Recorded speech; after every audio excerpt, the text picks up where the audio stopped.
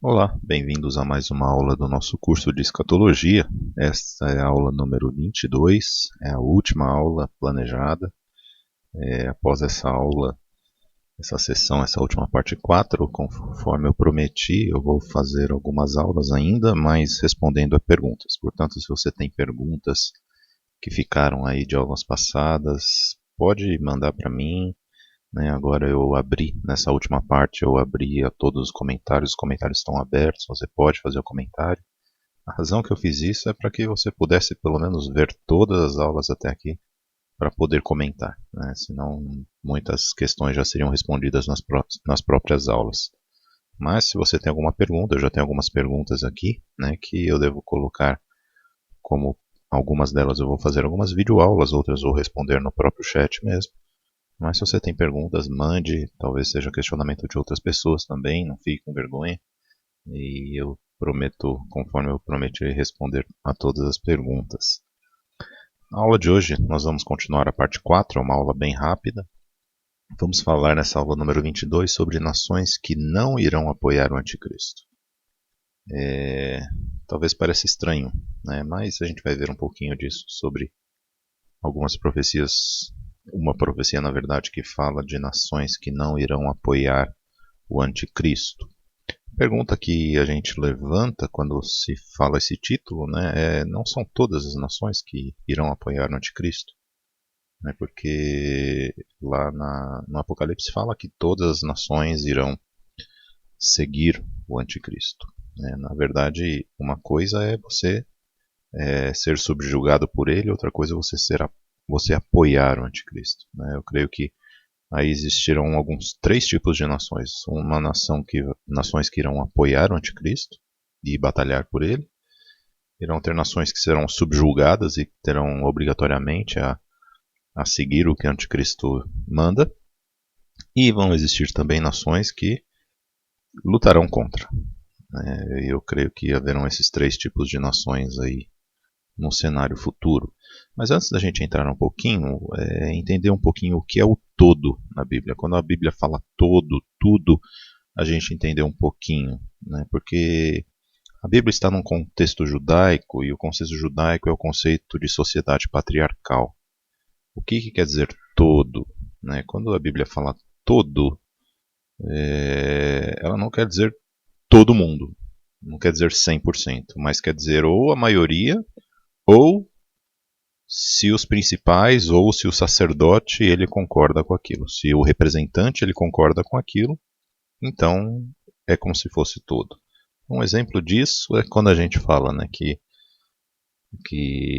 quando o livro de João fala que os judeus rejeitaram a Jesus. Né? Isso é verdade, mas também não é verdade, porque nos primeiros 20 anos do cristianismo, da história do cristianismo, é, a, a igreja, né, os seguidores de Jesus eram todos judeus.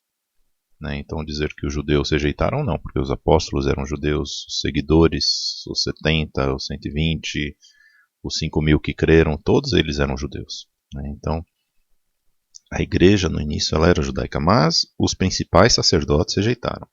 E o sacerdote ele é aquele que representa o povo diante de Deus. Então se o representante rejeitou, é como se todo o povo tivesse rejeitado. Então, quando se fala o todo na Bíblia, numa sociedade patriarcal, ela se refere, então, aí, na verdade, a ou os representantes ou os principais. Né? Então, quando a gente fala, né, trazendo isso para a profecia do anticristo, quando diz que todo, né, aliás, antes disso, vamos ter um exemplo aqui. Né? Daniel capítulo 3, versículo 7, fala sobre sobre a estátua de Nabucodonosor, né, que ele levanta. Né? A gente viu no capítulo 2 a estátua do sonho dele.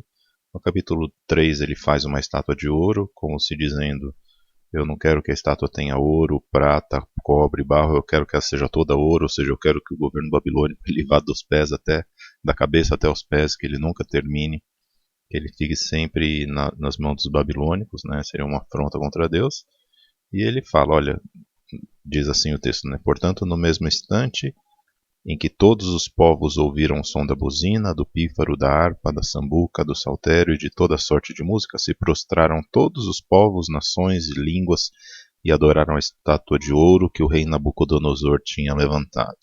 A gente podia perguntar, poxa, será que isso daí, realmente todas as nações fizeram isso? Será que foram todas as nações que se prostraram diante de Nabucodonosor? Será que os maias, os australianos, os nativos americanos e da América do Sul, eles não, né, eles nem estavam debaixo desse domínio, né? Então todos que estavam debaixo do domínio dele, né? Todas as nações que estavam debaixo do domínio dele, esses realmente fizeram isso daí, mas os que não estavam, não. Então, esse é um exemplo, né, de que o todo aqui não é todo. E um outro texto, né, que a gente olha aqui, né, que eu gostaria de colocar, né, Miqueias capítulo 5, versículos 5 e 6, que diz assim: E este será a nossa paz, quando a Assíria vier à nossa terra e quando passar sobre os nossos palácios. Levantaremos contra ela 7 pastores e 8 príncipes dentre os homens.